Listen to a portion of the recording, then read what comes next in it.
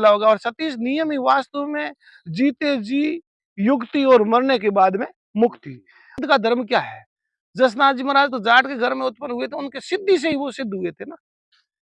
ये जो सात्विक समाज है इसके बारे में कुछ प्रसार प्रसार किया जाए, इसके लिए विशेष रूप से तो हम आपके ही ऋणी रहेंगे कि जसनाथ संदेश को जब कभी भी हम कहते हैं तो ये संस्था आपकी जो हमारे कार्य में हाथ बटाती है और अच्छा तोड़ मरोड़ करके नहीं, जो वास्तविक चीज है उसका प्रचार प्रसार करती है।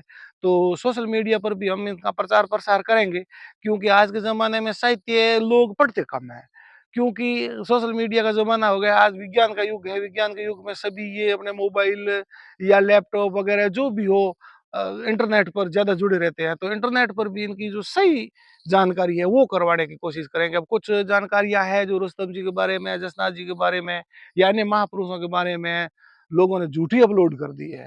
तो ये कई-कई बातें ऐसी है कि झूठ अपलोड करने से उसमें भ्रम पैदा हो जाता है कि सही कौन है और झूठ कौन है।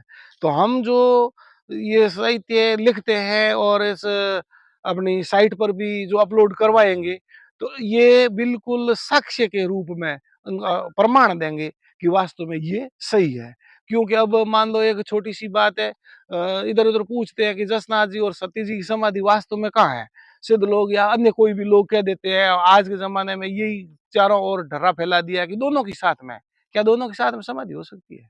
एक समाधि सती माता की समाधि वो चौथ की है, चौथ तिथि की है, और गुरु महाराज जसनाथ जी की समाधि सात्यों की है। अब दोनों में 3 दिन का अंतर है। अब तोड़-मरोड़ करके इस प्रकार का पेश किया जा रहा है ये जो साक्ष्य, ये हमको ठीक नहीं लग रहा है। एक सतीश नीम में भी तोड़-मरोड़ हो रही है बार-बार। बहुत बार-बार हो रही है, जो कोई जात हुए जसनाती ऐसा लिखते हैं, या कोई जो जसनाती धर्मधरासी। अब जसनाती का नाम हटा करके जो कोई सिद्ध धर्मधरासी। अब सिद्ध क्या है? सिद्ध तो उस समय कोई जाति ही नहीं थी, तो सिद्ध का धर्म क्या है? जसनाथ जी महाराज तो जाट के घर में उत्पन्न हुए थे, उनके सिद्धि से ही वो सिद्ध हुए थे ना। वो कोई सिद्ध जाति से तो थे नहीं। उनको उनके अंदर तो सिद्धियाँ थी, जो 8 सिद्धियाँ होती है, वो सिद्धियाँ थी उनमें। उन सिद्धियों के कारण ही तो वो सिद्ध कहलाए।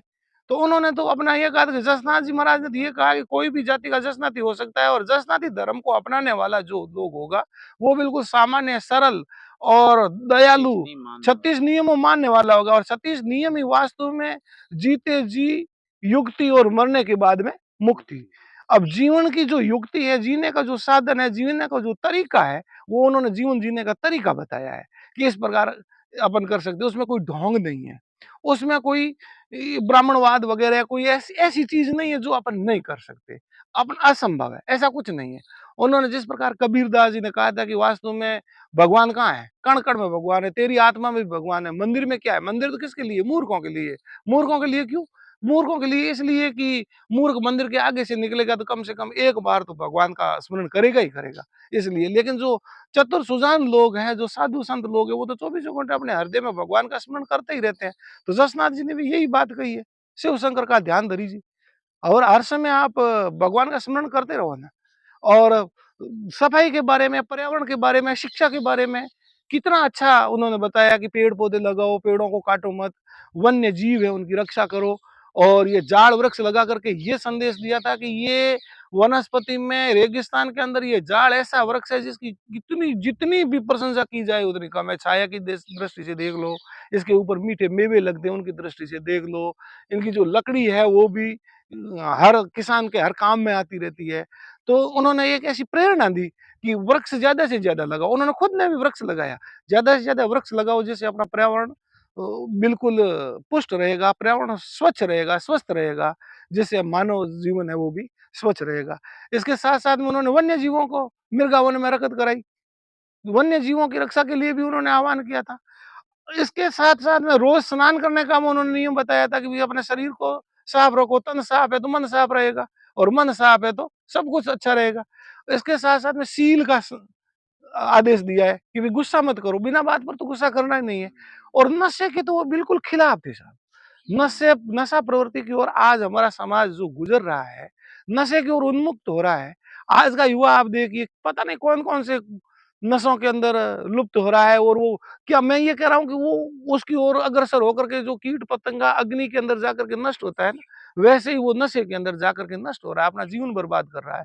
माँ बाप तो ये उम्मीद करते हैं कि मेरा बच्चा बड़ा होगा, कमाएगा, हमको ला करके कुछ देगा और जिससे हमारा जो बूढ़ापा है अच्छे तरीके से निकलेगा। लेकिन वो तो माँ बाप से पहले भी बूढ़ा होकर के कोई कोई तो 100 वर्ष के भी हो गए।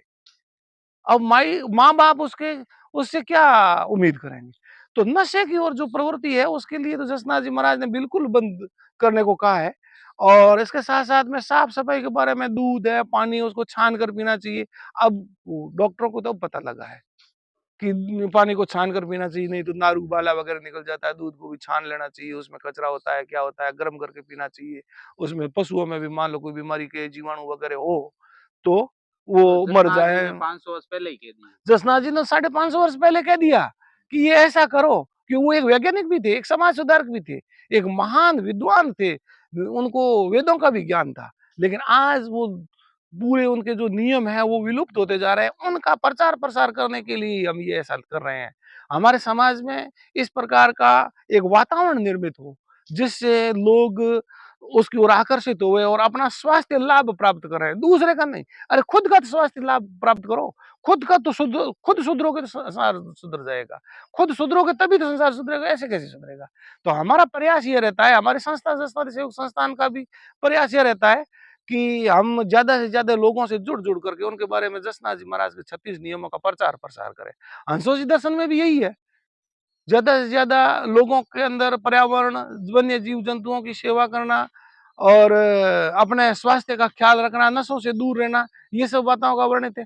उसके बाद में एक और किताब लिखने जा रहा हूँ जिसमें ये है जसनाती दर्शन और वर्तमान युवा और उनकी शिक्षा के बारे में भी लिखूंगा। क्योंकि आज की जो शिक्षा है वास्तव में ये देखा जाए ना तो ये तुगलकी फरमान की शिक्षा है। अभी ऐसी कोई शिक्षा नहीं है जिससे बच्चा अपने पैरों पर खड़ा हो सके। ये एक मैकाले वाली, वो बाबू पद्धति वाली शिक्षा है। व्यावसायिक शिक्षा अभी तक नहीं है। तो शिक्षा भी, उसमें भी सुधार होना चाहिए। और इसके साथ साथ में युवा वर्ग आज के समय में जसनाती दर्शन से कितना दूर जाकर के खड़ा हो गया है, इसका विवेचन करूंगा। तो ये जो चीजें हैं, अब मान लो साहित्य पढ़ने वाला हर चीजें तो इस पर अपन कह नहीं कह नहीं सकते। हर चीज तो अपन इसको गूगल पर सर्च करके प्राप्त कर नहीं कर सकते। कुछ कुछ तो साहित्य पढ़ना पड़ेगा। तो वो एक ऐसी पुस्तक लिखूंगा जिसमें युवा वर्ग के बारे में, और युवा वर्ग आज किस प्रकार का व्यवहार कर रहा है, किस प्रकार की, किस मार्ग का अग्रसर कर रहा है, कैसे जा रहा है, किधर वो अग्रसर हो चुका है, और उसको वापस मार्ग पर लाने के लिए अपन क्या क्या प्रयास कर सकते हैं, और उसका सही मार्ग क्या, इस पर थोड़ी व्याख्या करके विवेचन करेंगे। तो इससे ऐसा लगेगा कि वास्तव में कोई युवा उसको अपना आदर्श मान करके, पढ़ करके उससे कुछ प्राप्त करना चाहेगा तो वो प्राप्त कर सकता है। ऐसा एक उम्मीद रखते हैं, ऐसी एक भावना बहुत बहुत रखते हैं। धन्यवाद गोमाराम जी जानी, जिन्होंने 3 पुस्तकें लिख चुके हैं और 2-3 पुस्तकें अभी प्रोसेसर में है, लिख रहे हैं।